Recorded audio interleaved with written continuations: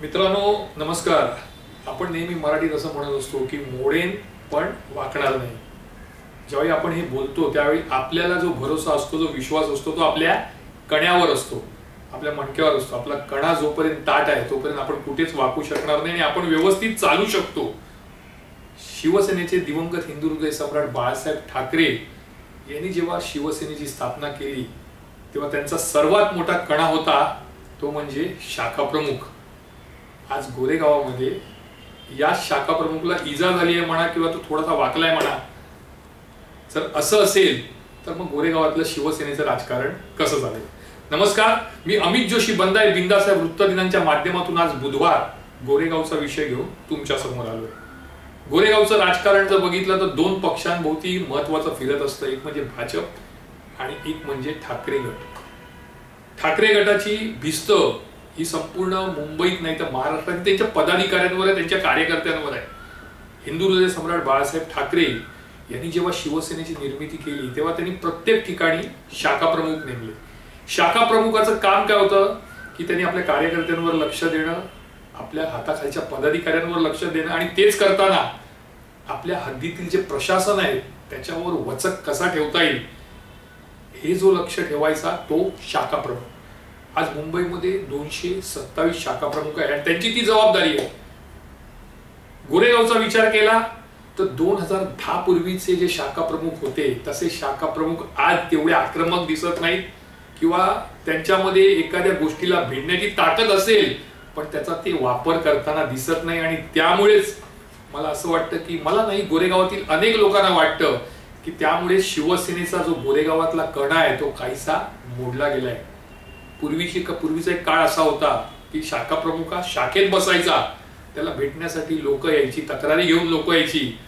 त्याचा दरारा आणि त्याचा वचक एवढा होता की नुसता त्यांनी पोलीस ठाण्याला फोन केला, महानगरपालिकेला फोन केला, म्हाडाला फोन केला तर तिथे धाबत धणाणायचं।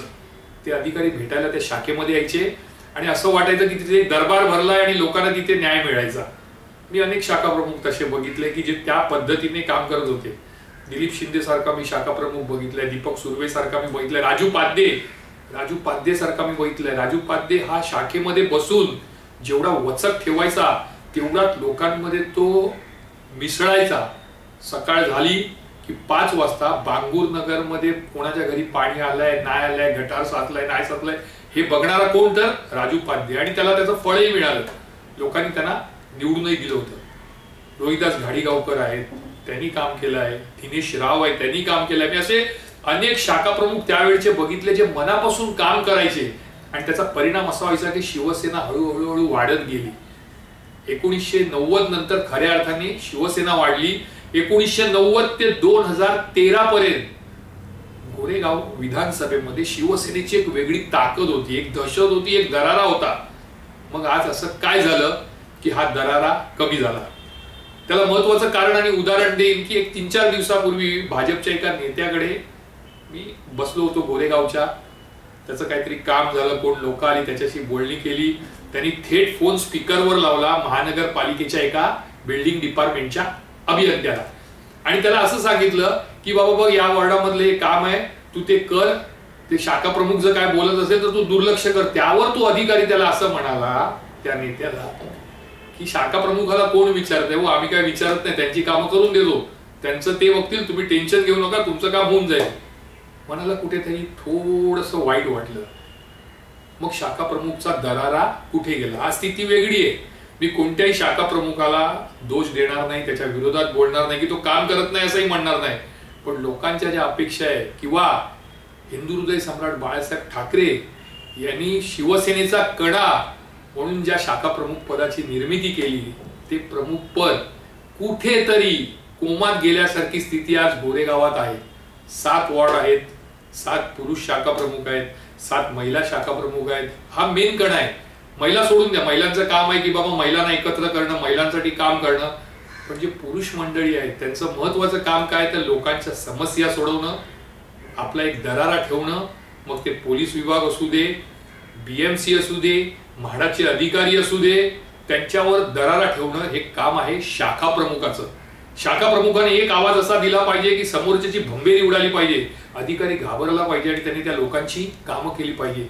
पण आज परिस्थिती थोडीशी गोरेगावात वेगळी आणि विचित्र आहे.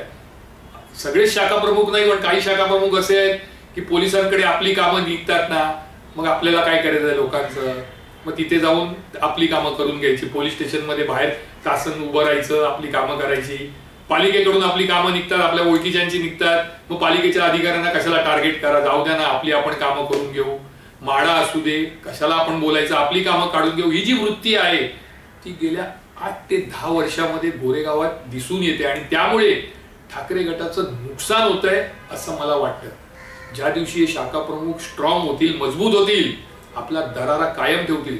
अच्छा, अनेक शाखेमध्ये शाखा प्रमुख बसत नाहीत, जे बसतात ते पाहिजे तसे आक्रमक होताना दिसत नाही, त्यांचा वचक दिसत नाही. मग लोक तुमच्याकडे का येणार? आणि जर लोक तुमच्याकडे आले नाहीत तर तुम्ही त्यांच्या समस्या कशा सोडवणार? तुम्ही जर त्यांच्या समस्या सोडवल्या नाहीत तर मग ते निवडणुकीत तुम्हाला मतदान का करणार? आज गोरेगावात स्थिती ठाकरे गटाची भाजपपेक्षा नक्कीच वाईट आहे. भाजपकडे जर स्वतःची 70 ते 75 हजार मतं आहेत तर ठाकरे गटाकडे 40 ते 45 हजार आहेत. हा 30 हजाराचा जो गॅप आहे तो त्यामुळेच निर्माण झालाय, कारण संपर्क तुटलाय. शाखा प्रमुखाचं काम आहे, तुम्ही गटप्रमुखांना बरोबर घेऊन जा, त्यांना विश्वासात घ्या, लोकांची कामं करा. शाखा नसेल तर आपल्या वरिष्ठांना सांगून तिथे शाखा तयार करा, त्या शाखेत बसा. सकाळी नाही तर किमान संध्याकाळी 1-2-2.5 तास त्या शाखेत बसा. लोकांची गाराडी आहे का, तक्रारी आहे का, तिथल्या तिथे त्या अधिकाऱ्यांना जाब विचारा, फोन करा. जेव्हा तुम्ही हे सर्व कराल तेव्हा लोकांचा विश्वास तुमच्यावरनं वाढणार आणि त्याचा परिणाम होईल की तुम्हाला निवडणुकीमध्ये लोक विश्वासाने मतं देणार. मी म्हणूनच मगाशी म्हटलं की शाखा प्रमुख हा कणा आहे शिवसेनेचा. तो जर भारदस्त असेल, तो जर मजबूत असेल तर संपूर्ण शिवसेना, जसं अख्खं शरीर मजबूत राहतं तसं संपूर्ण शिवसेना ही गोरेगावात मजबूत राहू शकते. पण त्यासाठी जो कणा आहे शाखा प्रमुख तो मजबूत असायला हवा.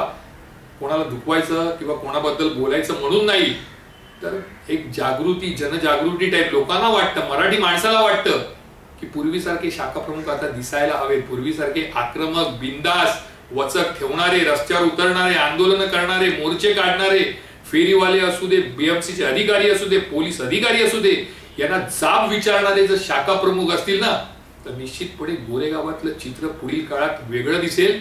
लोक पुन्हा एकदा अपेक्षा घेऊन, आपली कामं घेऊन, आपली अडचणी घेऊन, आपल्या समस्या घेऊन त्याच शिवसेनेच्या शाखेमध्ये येतील आणि शाखा प्रमुख जे पद आहे त्याचं वजन पुन्हा एकदा वाढलेलं दिसेल. मात्र जर शाखा प्रमुखांनी तसं केलं नाही तर शेवटी असंच होईल की ठाकरे साहेबांची इच्छा होती की शाखा प्रमुख हा आपला कणा आहे आणि म्हणून त्यांनी शाखा प्रमुख पद निर्माण केलं.